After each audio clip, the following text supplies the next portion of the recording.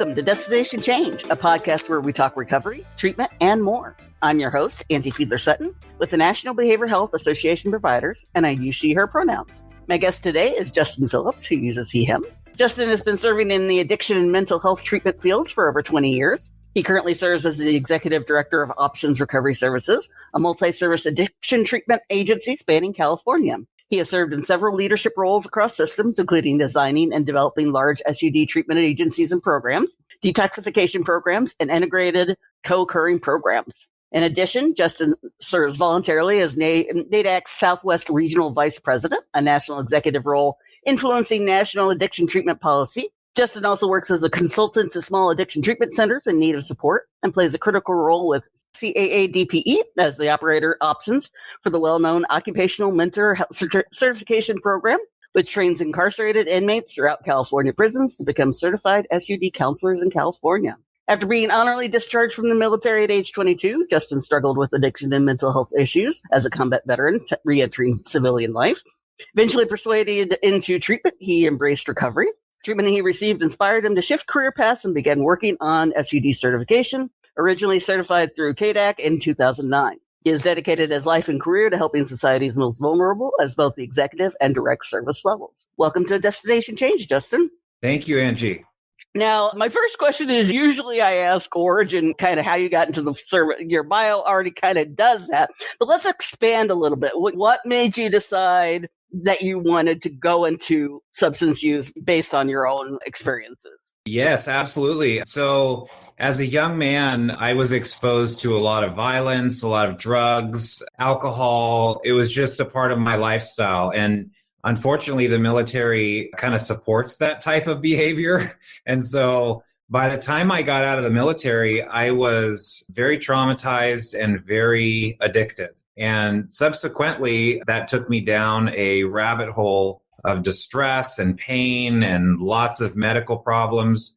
And I ended up begrudgingly going into treatment based on my ex-wife's ultimatum that if I was not to go to treatment, I would not see my unborn son, who was coming about 2 months later. And so I reluctantly agreed and ended up in a treatment center down in Southern California called Oasis. And I met a man there named Paxton Dickerson, and he was my counselor. It was the first time I've ever received any counseling. And he worked with me the entire time I was in treatment. And he was one of the first people in my life that saw my potential or saw potential in me. And he built me back up from something that I had become over many years. He got me reconnected with happiness in my life. He got me reconnected with perspective and understanding things. And he inspired me. And so when I left treatment, I was actually driving home with my family, and I realized how significant the impact was on me in treatment and how dramatic the change, how I was thinking differently, it just changed everything for me. And I wanted to do that for others. He was my primary inspiration and continues to be. We still stay in contact, and I call him every year to make sure he's okay. So he was really my inspiration, and I just wanted to do that for others. And that was 20 years ago. So it sounds like you chose well. Now, one of the ongoing themes with our podcast is that recovery is different for everyone, obviously. You know, that your recovery journey is different from all the other people I've interviewed. So one of the things I like to ask is, in your definition, what does it mean to go through treatment recovery? What does that involve? Yeah. So generally, are you talking about my experience specifically or just in general? Both, whatever you feel comfortable with, both as someone who's gone through recovery as well as someone who works with people who go through recovery. Yeah, I think that ultimately that there is this kind of stigma around people who are addicted to drugs or alcohol getting treatment, and how that somehow is going to just eliminate the need for drugs and alcohol. And so one of the things that I really focus on and really try to pay attention to is that treatment centers and addiction treatment centers are not just there to teach you how to stop using drugs or alcohol. Treatment centers are there to show you that you have the capacity to live life without them. and that you can function without them. And I think that's a very different message. It's a more positive message. So my philosophy in treatment, just in general, and my approach to recovery is that it's a matter of going within and really understanding what led and what contributed to our life, are the traumas that we ensued, the pain that we still hold on to, and that by dealing with those things, it no longer requires the level of coping that was required previously to deal with all those things. And so I think that addiction and in general is a symptom of many possibilities for people and requires very unique and individualized care. For me, I was very much resistant and difficult while I was in treatment. And I remember how patient and how compassionate Paxton was with me. And that was kind of a model for me to be able to replicate because it invited engagement and continues to invite engagement in our treatment programs. So I think the attitude towards it is, how do we teach you how to live life, find your full potential, and get to the place where you no longer even need it? Mm-hmm. And that's kind of the messaging that I like to send. So I think it helps with some of the stigma that our population has to face.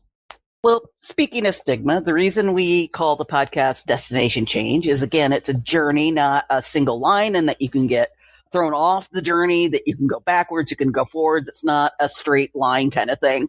So one of the things I like to ask too is, in your opinion, what are some of the biggest barriers people experience to moving forward on that recovery journey? The stigma obviously being one of them. I think access is a big issue. I think depending on the county in which people are in, resources are thin in different counties. You have up here in the Bay Area, we have one county that has 25 treatment providers, and we have the next county next door that's one of the poorest counties in the state, and they have one or two, right? And so the people in that county it's just as populated, but those folks don't have the same resources, right? And so I think one of the biggest barriers is access and immediate access to care, whether that be initial crisis involvement, mental health crisis, or substance use related crisis, and then ultimately being able to actually get them in the door,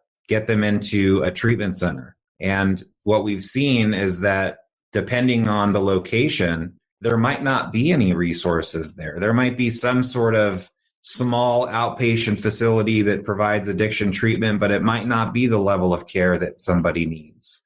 And so some of these smaller counties that don't necessarily have a lot of resources, they have to funnel out and contract with organizations that are outside of their county. And that can be a real hardship for people that don't have the means to be able to do all that. So I think linkage is a barrier. I think that access is a barrier. And I think just fear in general. I think that the more comfortable people feel when they come in or engage with a treatment center, or reputation of how treatment centers treat people, that tends to reduce some of those barriers around the fear and access and things like that. But they're definitely still barriers. Yeah, exactly. One of the things we also like to talk about on the podcast is the concept of recovery capital. You developed Alameda County's first substance use detoxification and crisis center, which obviously helps with that's a recovery capital thing. Kind of talk about how that got going, what made you say, hey, we need to do this, but some of the issues that you came across in developing it, that kind of some of the horror stories as well as some of the successes. Oh, yeah. So in Alameda County, one of the things it was about 16 years ago or so, and Alameda County has a very large public hospital. It's called Highland Hospital. And the amount of people that go through Highland Hospital, I mean, is tremendous. And so the wait times there can be all day for somebody who's in crisis or is having some sort of emergency. And what we found is, looking at a lot of the data, is that a good third of this population that was going into Highland really needed substance use services. They didn't necessarily need hospital services, but there wasn't any safe landing pad for them to get immediate access to treatment or some form of help. And so what the county did is passed a tax measure that allowed the rebuilding of the county hospital because it was kind of in despair. And one of the things that they wanted to do is create at the time, a social model detox that could support all of the treatment programs that were in the county, but also provide an additional element. And this was something that is getting more and more attention throughout the country by the current CEO of that agency, is that we opened up a sobering center. And sobering centers at the time were unheard of. They're essentially a 24-hour or less stay for people who need to get in somewhere quickly and be supervised and be taken care of. And so what this facility was a combination of a 32-bed detox and a 50-bed sobering center. And so the beauty in that is that anyone from anywhere who had any sort of substance use issue that they were struggling with, they could get immediate access into the sobering center the same day. And so that in it created a huge impact on the system, because what it actually did, and we have studies showing this, that it reduced the hospital wait times by 50% in Highland Hospital by opening up that first detox and sobering center. Now, what happens at a detox and sobering center? Well, a lot of exciting things, right? A lot of things that are fun and a lot of things that are very challenging. Unfortunately, a lot of people are homeless, and we know that. And when there are resources available, people want to utilize them if they can get in quickly and if they feel comfortable. And so some of the great things about the Detox and Sobering Center, which is one of the largest in California that I know of, is the navigation of flow and making sure that in an environment where you have intoxicated and really sick people, it needs to be comfortable. It needs to have good food. It needs to have all those things. And so that was the intention, to create a really safe and welcoming environment for people, no matter how they behaved. And as you could imagine, a sobering center is designed to take intoxicated people in and kind of hold them for a brief period of time. So we would have police drop-offs and lots of other things like that. And 50 intoxicated people in a building is an elephant to lift, right? So everything that you could possibly think of that could go wrong in terms of client interaction or potential violence or anything, it all happened. Okay. And it's just part of getting that many people into a small environment. And we faced tons of challenges along the way. We had obviously intoxicated people that acted out and got violent with staff. We had somebody throw a cup of coffee, a hot cup of coffee at a nurse.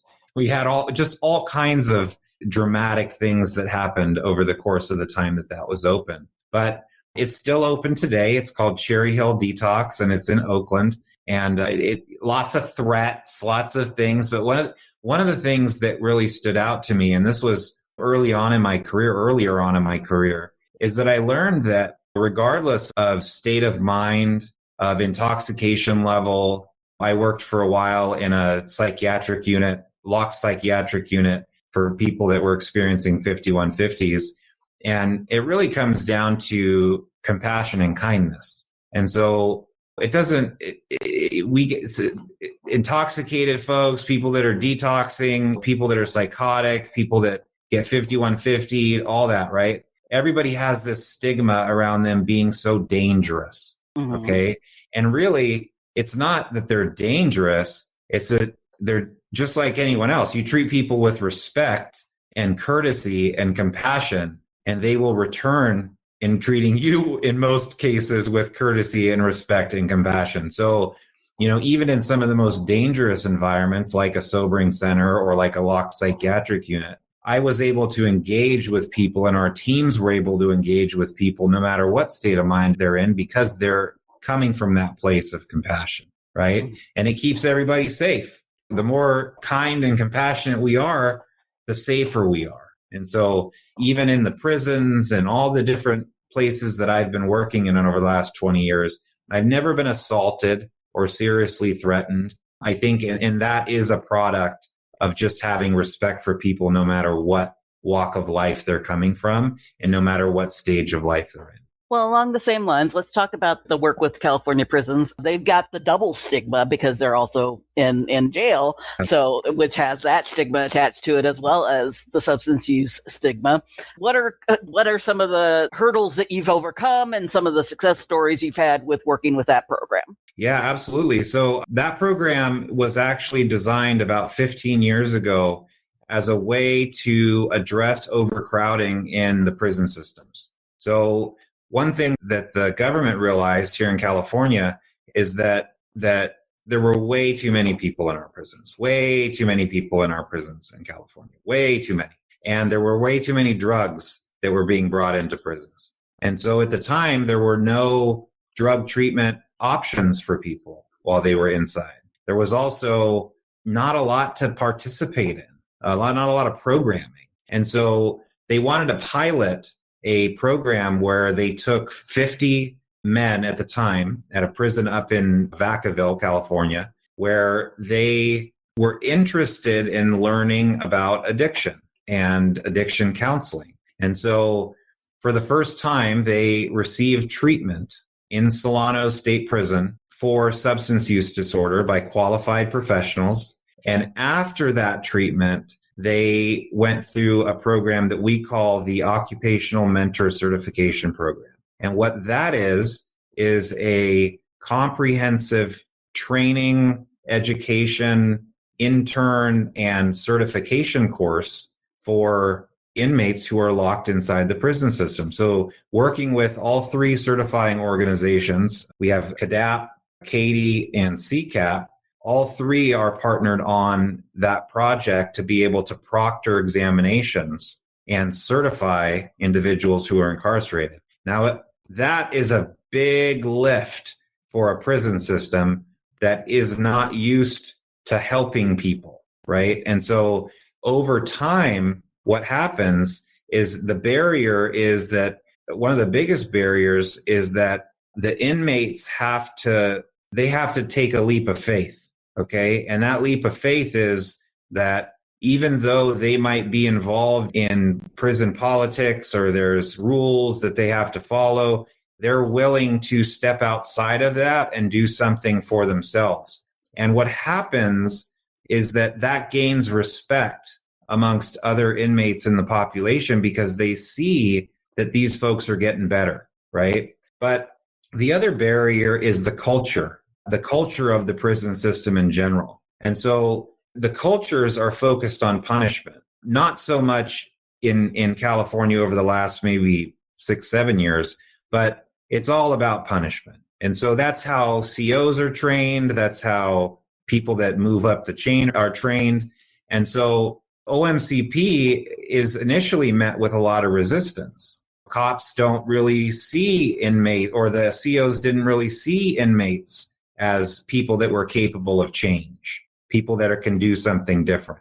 And so what happened is after these 50 folks became certified addiction counselors, people started approaching them in the prison systems and saying, hey, what are you guys doing? Like, what are you doing in there? And they explained that they were counselors and they were training to be counselors. And so it kind of got contagious, and people started seeing these men as different and kind of treated, right? And how this is stuff we don't talk about in prison. How is this happening? And so the mentors were able to help people that are in the prison system with a variety of things, right? Talking about different parts of their traumas or different things that were not really or safe to talk about previously.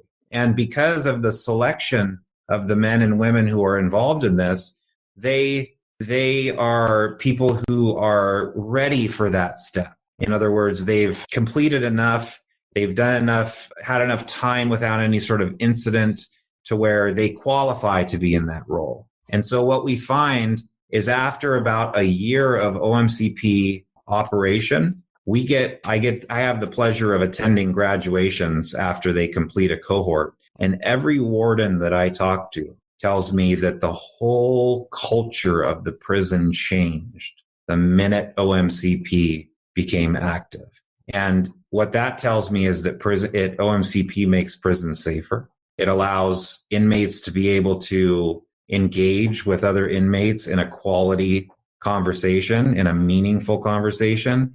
And it gives them, the folks that are being trained, a tremendous trade and education and skill set to go out into the community and provide great care to people. And so what's happened over the years is that out of the approximately, I think there's about 1,200 inmates that we've trained in total and certified throughout the California prison system. Over 500 of them have been released. And so these are folks that earned their freedom, and other people saw that. Okay, so what they saw is doing good actually can translate into getting the hell out of here one day. And so what we do is we encourage them, get into the field, let's do this work. And we're seeing it all over the state. Any county that they're being paroled in, all the treatment programs that I talk to. I was just talking to a couple different CEOs for large treatment programs in Southern California, and they all want people that are coming out of the prisons because they're such high quality counselors. So they have the lived experience, they have all those things. So I think a barrier for that program that we face is legislatively, people who are on parole can't treat other people on parole. And unfortunately, there's a lot of our population that receive addiction services who are on parole. And so if a substance use counselor is certified and he's on parole and he's trying to go to work, how is he going to go to work if he can't serve the people he's there to serve? And so one of the things that we're working on is that CAADPE is the CADP is the California Association of Alcohol and Drug Program Executives. And that's essentially all the CEOs and leaders of the addiction treatment agencies in California. And they all agree that legislation needs to be championed in California to be able to release or eliminate some of those barriers. And we're in the process now of getting governmental support and writing up legislation and all that good stuff to remove some of those barriers. So hopefully in 2 or 3 years, our folks that are criminally justice impacted or reentering our community with skill sets that they can contribute to the solution, that they have the opportunity to do that without the state or the counties judging them for something that happened 30 years ago. So that's my take on it. Now, continuing along the same line, in your story about your past and your military thing, you mentioned that the military is not exactly encouraging people to acknowledge that they have mental health and or substance abuse issues. Do you, in your opinion, kind of talk a little bit about that? Why you think that's specific to the military? Is it specific to the military? Is it a be manly kind of thing? And also, is it getting any better, worse? Is it dips and things, that kind of stuff? Sure. Yeah. So I was in the military from 1998 to 2002, which was a very heightened time of conflict. 9/11, we had lots of other things that happened during that time. But alcohol and drug use is dominant in the military. It's a way that people cope and celebrate. It's a way that people look forward to that. It's like an accepted part of the culture, especially when people go overseas and visiting other countries. In America, you have to be 21 to drink. In Thailand, you don't have to be any age to drink, right? So the attitude towards it is that as a warrior, okay, or as a trained warrior, right, people are supposed to be, this is how people are programmed in the military. To be a warrior, you have to be ready. You have to be capable. You have to be mentally sharp. You have to be constantly prepared.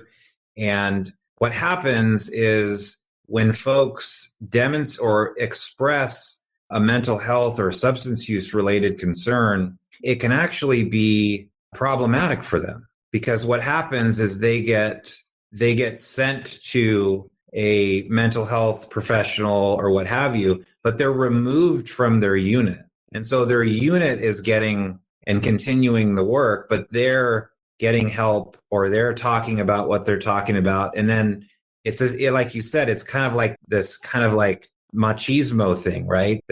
You're not really a man if you can't just make it through it. And what I'm seeing is that there are a tremendous amount of resources now for people who are I was in the Navy, so with a bunch of Marines, but for the Navy and the Marine Corps, there's a tremendous amount of resources now because they're seeing that they can't just kick people out because they have an addiction. They can't just kick people out because they took a pill they weren't supposed to, or something. Who knows? It could be 100 different reasons, right?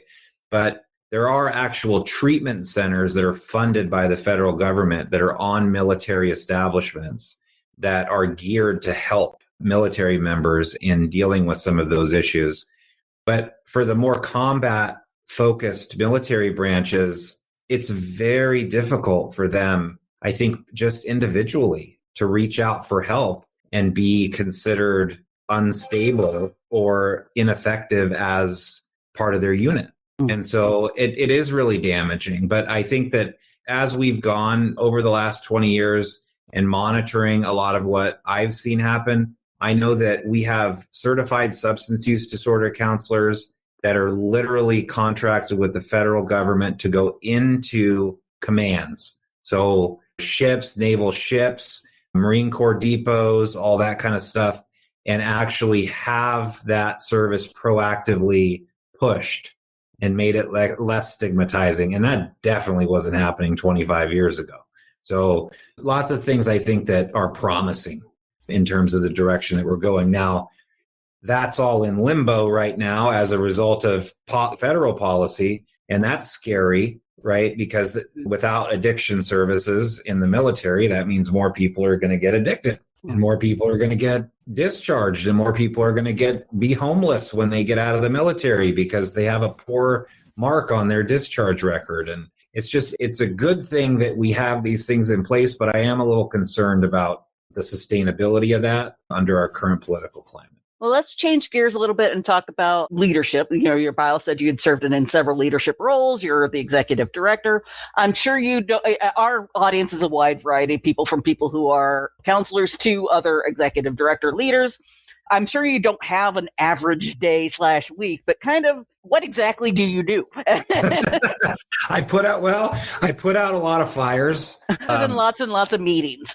yeah, lots of meetings. But one of the most important things for me, and just being in a leadership role that I'm in now, is making sure I'm doing everything I can to advocate for the profession, to advocate for funding for our organization. I spend a lot of time networking. I spend a lot of time working with county administrators, state officials, folks, other behavioral health directors, or people that are laterally at the same position as me, and try to really solve some of society's problems, right? Like ultimately, I participate in helping to come up with innovative ways to deal with homelessness, how we as a system and as a society want to address addiction in our state. There's a lot of new legislation that's coming out that's changing how we do things. And I think that's a good thing. I think that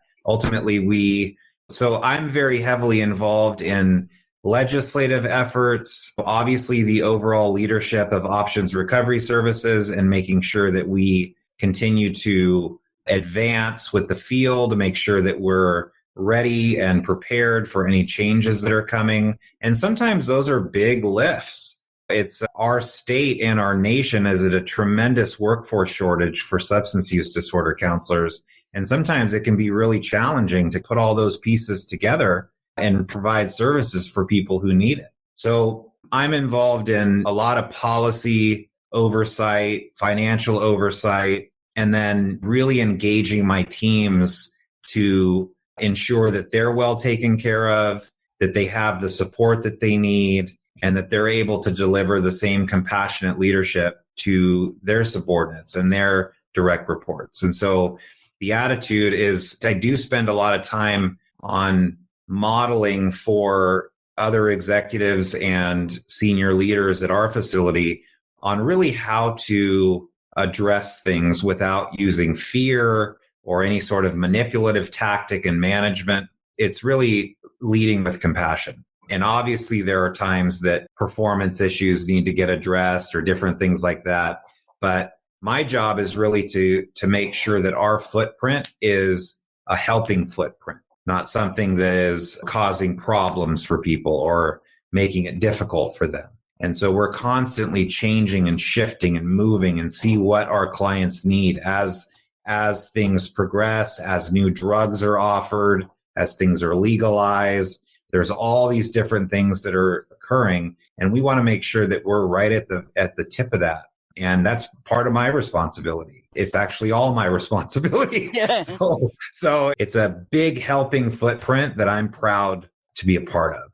What would you say is the hardest / least favorite part of what you do?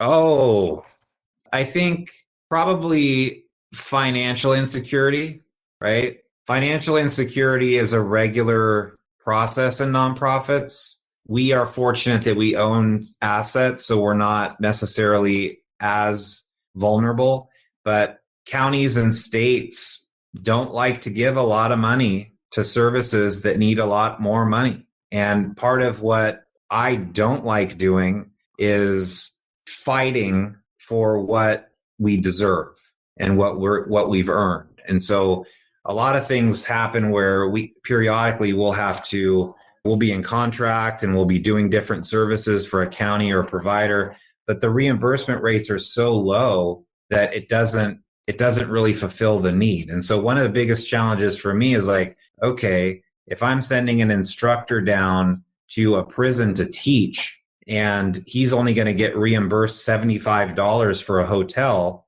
that's a problem, right? And he can't get a hotel for $75. I don't think anyone can, right? In many of these unless regions. It's a really, really interesting hotel. Right. And that's like, and so I think that part of the challenge or part of what I don't like doing is constantly being faced with financial dilemmas or cuts or county shifting or whatever it might be. Or there might be an RFP that comes out and we have this really great idea that we want to do. And then we get back the information that, well, it's going to take $3 million to do this project, but can you do it for $1 million? And so it's piecing together with crumbs something that can be productive in hopes that it can match that level of a $3 million project, right?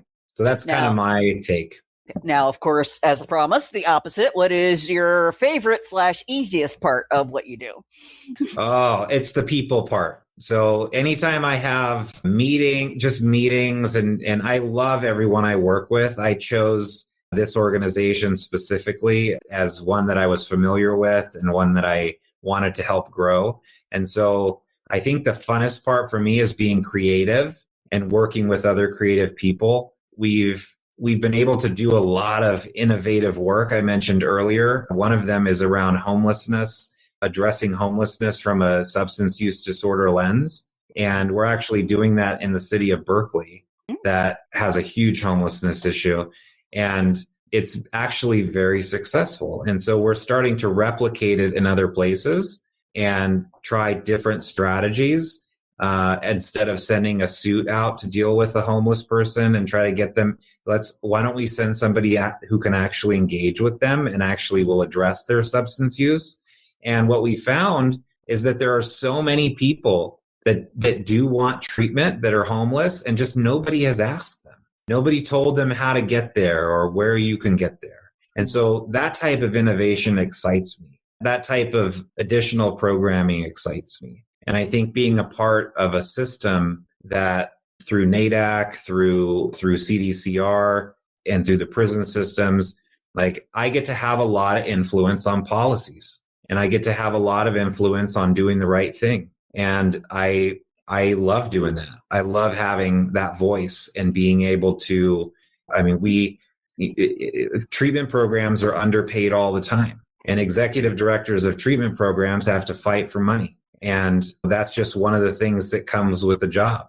And so that can be a detriment, but there are elements of those engagements that actually elicit creativity and can create expansion. And I love when we as an agency can serve more, can do more. So yeah, long-winded answer to that one.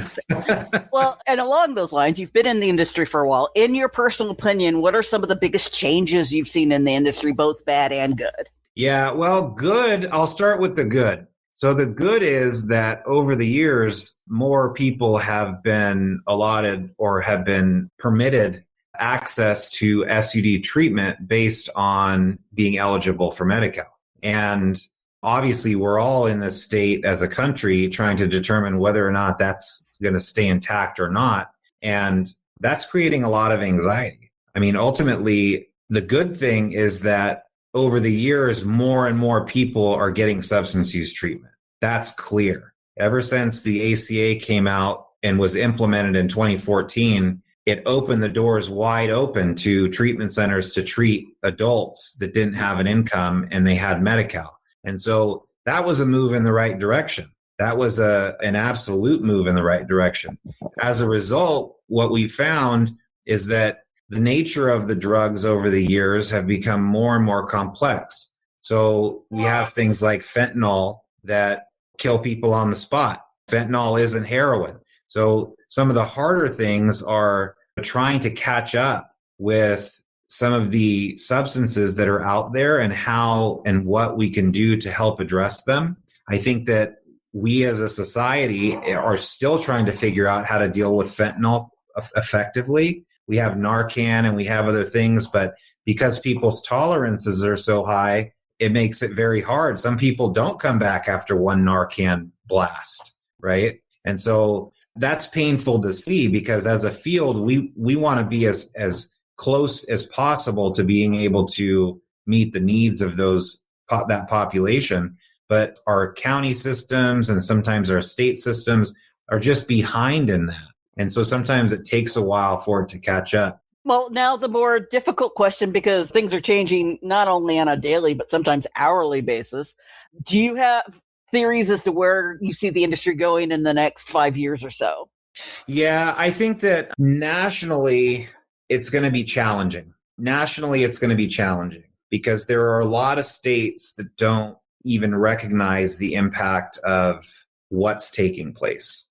And so we do have a tremendous amount of folks who advocate for substance use across the nation, especially through NADAC and through a lot of that policy. But I think that there's no way to ignore the drug epidemic. You can't ignore it, right? It's tied to homelessness. It's tied to crime. It's tied to everything. And so I feel like somewhat of a sense of security in that people are always going to need our help. People are going to need substance use treatment, just like they're going to need mental health treatment. I think that we're going to have to, as a field, become better at being able to show that or show our effectiveness. And a lot of that is tied into data and things like that. So my recommendation, just in general, for agencies that might be wondering, like, what is the next step, or what should I get prepared for, or what's coming down the pike? Well, outcomes are coming down the pike. And so what the best place to be and the positioning in regards to an organization that wants to stay sustainable over the next 5 years, it's really about diversification of funding. And whether that be through grants, whether that be through additional initiatives, but there are a lot of programs that are dependent on county funds or dependent on state funds.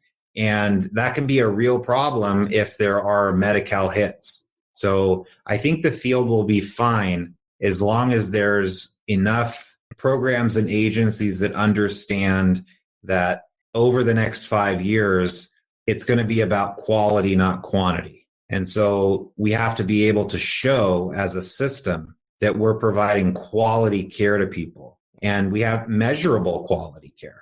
Right. And so that I'm excited about, because I think that will inevitably showcase those who are doing excellent work in the community, and it will help those that have a little ways to go or are smaller to strive towards something. Now we're getting close to the end. We're now going to enter what I call the advice section. If you could travel back in time to when you first started out, what advice would you give yourself? I.e., what's the biggest lesson you feel like you've learned? I would say really decide or really think about and talk to people in roles that you're striving to achieve, and make sure that those are roles that are conducive with your education and training. I think that I took a clinical track in my education, which essentially allows me to be a therapist, right? But it didn't teach me how to be an executive director. And some of it is just through experience and having good mentors. But for people that are starting off, or me starting off in the field, I think if I would have started off and really considered my career path and what direction I wanted to move towards, I probably would have taken more schooling around just nonprofit organizational leadership and things like that. I think I would have got there a little bit quicker, but I was on a clinical track, like I said. So I'm a licensed therapist working with a lot of CEOs that are MBAs or business folks and really understand business. And I'm the therapist who's in charge of the business, right? So it's taken me a while over the last 10, 12 years to really learn the business. So I think it's really about talking to people who are in positions that you want to be in or that people want to be in, right? And really getting a sense of what that looks like down the line, and consider whether that's the path you want to go down or whether you want to continue clinically, right? It's like I get a kind of a little bit of blend of the both, but if I could do it all over again, I probably would have pursued maybe a secondary master's or something like that while I had the time to be able to just be a little bit more informed on how to have that big footprint. And then what resources do you typically use on a regular basis to kind of keep up to date with what's going on in the industry, as well as to keep yourself just aware? Yeah, absolutely. So I get the national stuff through my role at NADAC. We have regular meetings, and then we discuss national policy and adjustments and how we can advocate for certain things. The other pieces are counties. Different counties that we work in, they oftentimes get information from the state first, so they can get information to us. And same thing with the state. It's different roles that I'm in, different associations. Like the CADP Association tends to have a tremendous amount of information, a tremendous amount of advocacy. And I would definitely encourage those providers that are not attached to CADP to consider it, because it really does provide the most up-to-date I guess if you're in California, CADP is the one to go, is the one to do. But it's really exclusive to the top leadership of the organization. But that keeps me informed on exactly what's happening at the state and local levels and what other providers are struggling with. And so it helps me get a real snapshot. We get updates every week in that regard. So join associations, whether it be with California Association of Marriage and Family Therapists or the National Association of Social Work or your certifying organization, CCAP. I mean, there's so many organizations that inform all of us on really what's going on. And this is where I plug, of course, also the National Behavioral Health Association providers.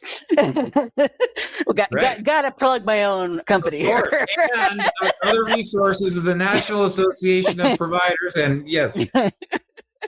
On our last question, before I ask how people can get a hold of you, it's kind of a reiteration of the first question, but from gut reaction, without thinking about it, why do you do what you do? I just care about people. I care about people it's a lifestyle for me. And I want the best for people. I see potential in people. I know where I was and where I am today. And those are very polar opposites. And so I've lived it, and I know that it's possible. I know it, and I see it every day. And I think that I see that in people. I see their strength before I see their pain. That's why I do it. I think I'm able to bring something to the field that ignites and empowers the population that is thrown away by our society. Now, before we get into how people can get a hold of you, was there something that you wanted to talk about that we haven't, or that you thought I was going to ask, but I didn't? I don't think so. No, you had some good questions. I hope I answered them. Okay. I think they were thorough. Yep. No, I always ask that because there's sometimes people who go in with a certain idea of what I'm going to be talking about. So I always want to make sure I give them the chance. Okay. Well, then if people want to get a hold of you or learn more about you, how do they get a hold of you? You can look us up on optionsrecovery.org, and it's spelled just like it sounds. So it's options, plural, recovery.org. And all the information there is, you can see me there and how to get a hold of me. And then you kind of see some of the things that I was talking about with OMCP and some of the prison programs and just some of the innovative work we're doing in Berkeley. It's all on our website there. So very easy to get a hold of. We have a drop-in office in Berkeley. And yeah, if anyone wants to get a hold of me or has questions, just reach out through the website and I can definitely respond and help in any way I can. You've been listening to Destination Change. Our guest today was Justin Phillips. Thank you for being here. Our theme song is Sun Nation by Kitsa and used via a Creative Commons license by the Free Music Archive. Please consider rating and reviewing the podcast on Apple Podcasts so we can get more listeners. In the meantime, you can always see more about the podcast, including show notes and where else to listen, on our website, www.nbhap.org. If you have questions for the podcast, please email us at info@nbhap.org. Thanks for listening.